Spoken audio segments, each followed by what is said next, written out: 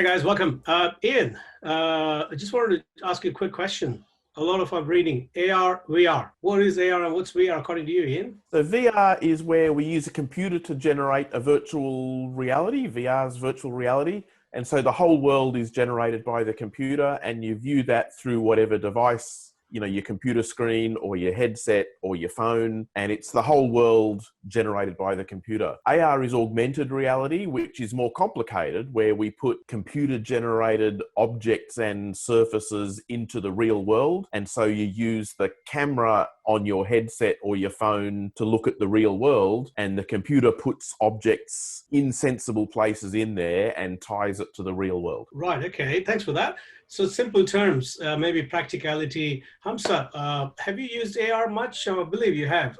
Some examples, or you're fascinated by it, Hamza? Yeah, I've mainly used the Apple's AR kit. There are many ways you can use AR because it is, one is in the wayfinding, because in the actual map, you might have observed that you get confused which direction you want to go. The orientation is not right. So AR wayfinding makes it very easy what direction, left or right or forward. That is one way where you can use AR wayfinding, AR kit. And the other one is Snapchat is the best example, like where you use the face recognition and adding those masks on the face. And the other one could be gaming. Gaming is on a Pokemon. Pokemon Go. Pokemon Go is one of the very famous ones.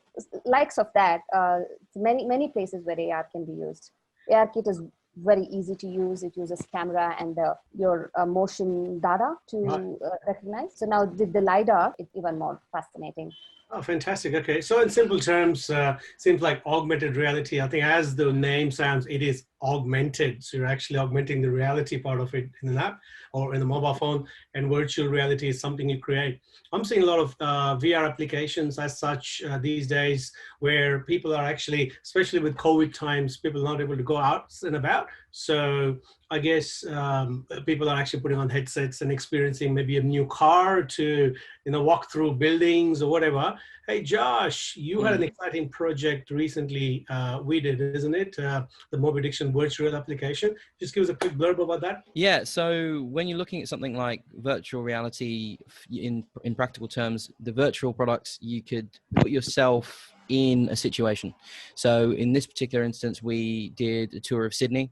So you can actually be at several points throughout the city, and as if you're there, which is helpful in the COVID times where a lot of people just can't leave the house. And it can also be used indoors as well. So if you want to see the indoor of a property that you're trying to view, that can be used as well, and just exploring a real space, because virtual reality is putting yourself in a space, and augmented reality is augmenting the space that you're in. For example, right. Okay. That makes sense. Fantastic. Okay, that's great. Thanks, guys. That was lovely to hear, and I'm sure everybody else will find it useful as well. Thanks, guys.